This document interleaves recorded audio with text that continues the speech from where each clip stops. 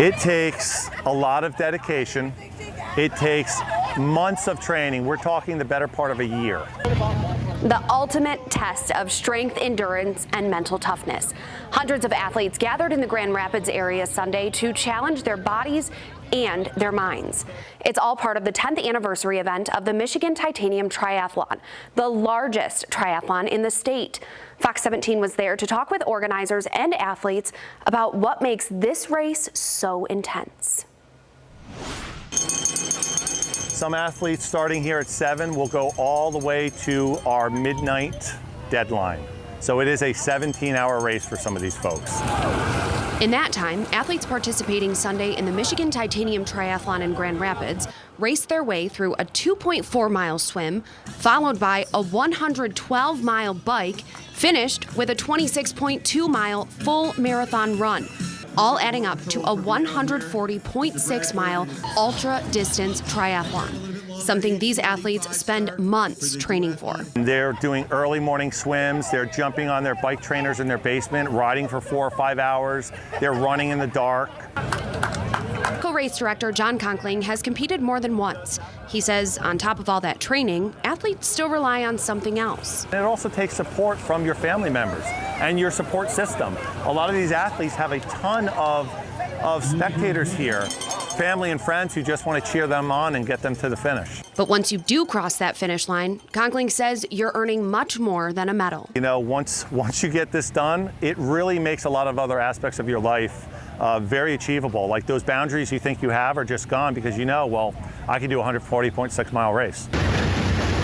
If you're newer to the sport and not ready for the ultra-distance race, Sunday's event provided other opportunities to compete, including the half triathlon, which is 70.3 miles, and the Olympic version, which is half of that. It comes down to really trying to find what your boundary is. A lot of these athletes, they start very small. They'll do shorter triathlons, and they kind of get that bug. And you know, with the shorter distances, they don't think that they can even do those, but once they kind of cross that first finish line, they start thinking, oh, well, I can do this shorter distance, maybe I can double it and step up.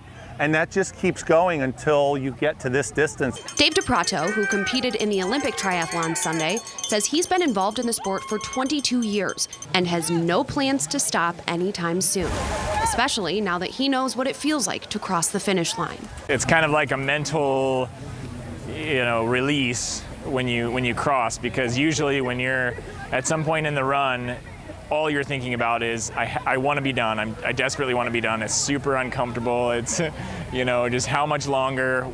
Yeah, everybody has different emotions from it, but a lot of times it's a great load of relief and just satisfaction. This event is just hands down a phenomenal event. Like I say, I love this race. The course is really one of my favorites. Which Conkling says wouldn't be possible without the village that makes it happen. An event like this is a real community event. It takes hundreds of volunteers to pull off in so many different areas. So, this is a yearly event. So definitely, if you're ever curious about triathlon, I would highly recommend next year, come out and volunteer with us. See what it's all about. See what these athletes are putting themselves through and what they're really trying to achieve. And, just help support them.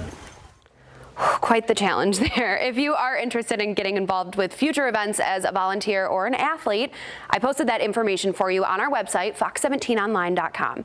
Now, as for today's winners, stay with Fox 17 and we will bring you those updates as soon as we get them.